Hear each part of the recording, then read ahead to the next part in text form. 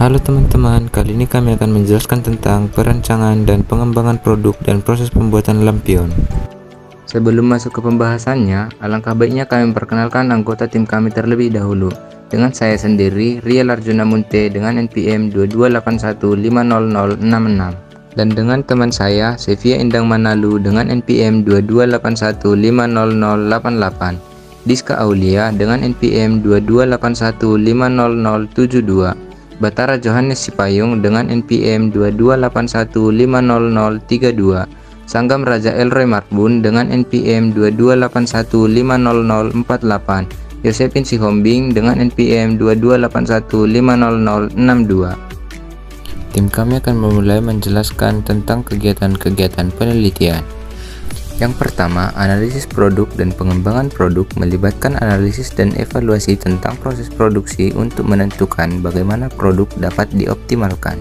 Yang kedua, studi kelayakan produksi, bertujuan untuk menentukan kelayakan produksi suatu produk dengan menganalisis aspek-aspek seperti biaya produksi, permintaan pasar, dan potensi keuntungan. Yang ketiga, analisis risiko untuk meminimalkan kemungkinan terjadinya masalah atau kerugian. Yang keempat, dapat meningkatkan produk yang sudah ada agar sesuai dengan kebutuhan pasar ketika terjadi pengembangan teknologi untuk meningkatkan efisiensi, kualitas, dan produktivitas. Dan yang kelima, analisis produk dan pengembangan produk melibatkan analisis dan evaluasi tentang proses produksi untuk menentukan bagaimana produksi dapat dioptimalkan. Nama saya Yosepin Siombing, NPM 2281500062. Berbagai sumber gagasan. Berbagai sumber gagasan anggota dalam organisasi merupakan salah satu sumber gagasan selain para penelitian untuk menghidupkan kreativitas dalam lingkungan. Pekerja karyawan diberikan kesempatan bersaing dan berkreasi atas produk atau jasa untuk mengembangkan produk dan jasa tersebut. Selain itu, perusahaan lain juga merupakan sumber gagasan perusahaan agar membeli gagasan dari perusahaan lain untuk kepentingan perkembangan produk tersebut. Design by imitation. Perusahaan yang memasarkan produk atau jasa sebagai desain pencetus atau yang pertama kali memiliki ide desain akan menguntungkan sebagai yang pertama, tetapi juga akan berisiko akan perusahaan lain karena meniru produk tersebut dan biasa saja mengembangkannya menjadi produk yang lebih baik lagi. Faktanya, banyak perusahaan meniru dan memperbarui produk dari perusahaan lain, sehingga terjadi kemiripan terhadap perusahaan. Contohnya, perusahaan yang memiliki sebuah mobil, kemudian dibongkar dan disusun kembali dengan model baru.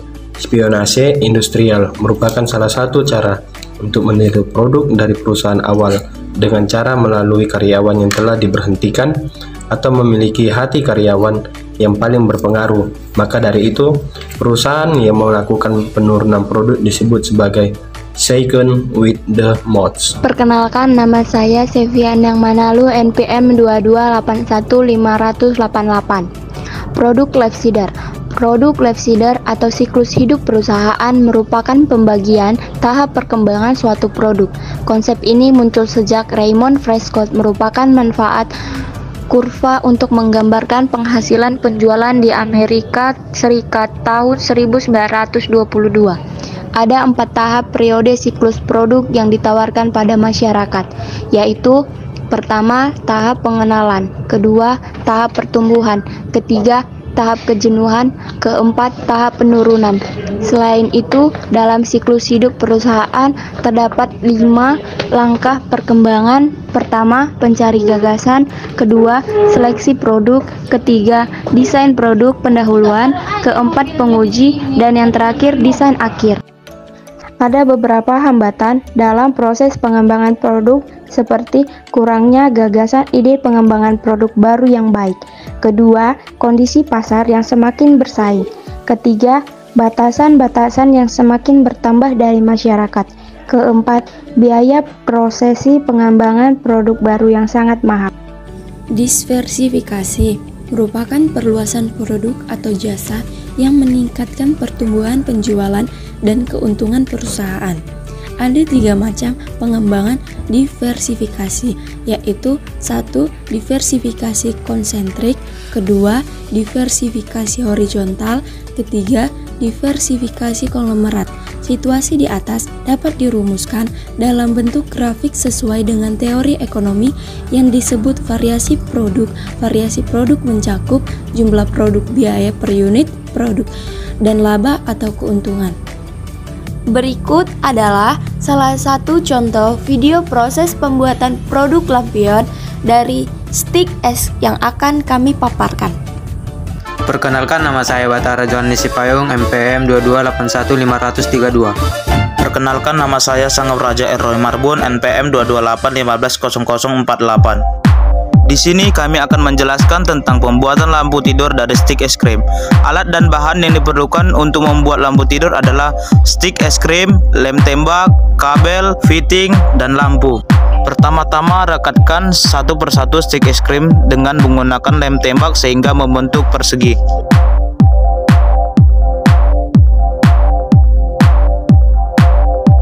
Susunlah satu persatu stick es krim sehingga membentuk seperti ini.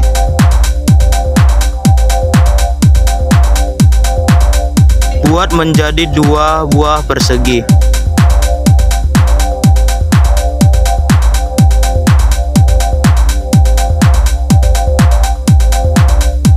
Selanjutnya gunting beberapa ujung-ujung stick menjadi beberapa bagian, ada yang kecil dan juga yang besar.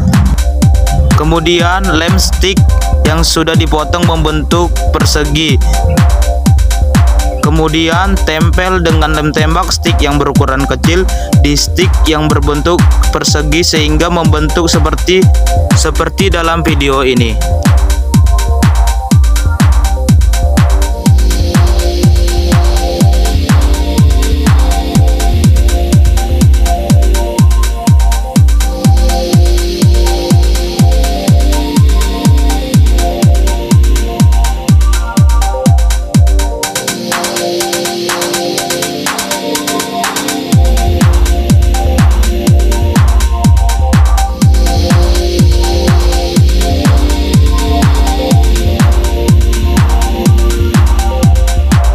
Setelah terbentuk, buat menjadi 4 buah.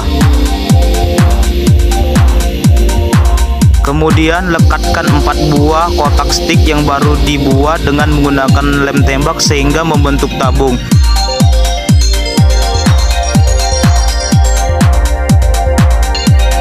Satukan dengan lem tembak stick tabung yang pertama tadi dengan stick tabung yang berbentuk kotak-kotak sebelumnya. Saya akan melanjutkan penjelasan dari Saudara Sanggam. Stick yang tersisa akan dibuat menjadi alas.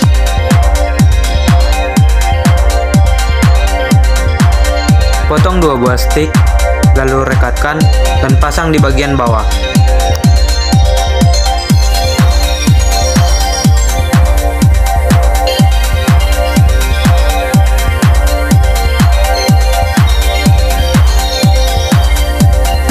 Untuk kabel, setter, dan lampu, rangkai menjadi satu.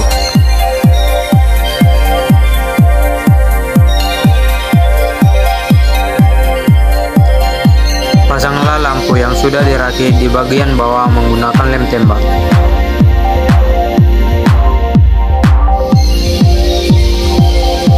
Gabungkan keduanya menjadi satu.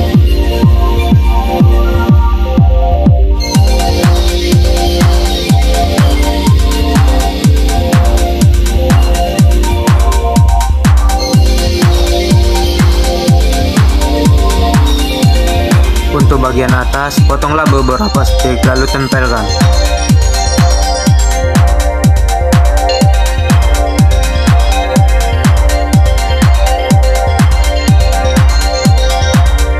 Rapikanlah setiap sisi menggunakan stick yang tersisa.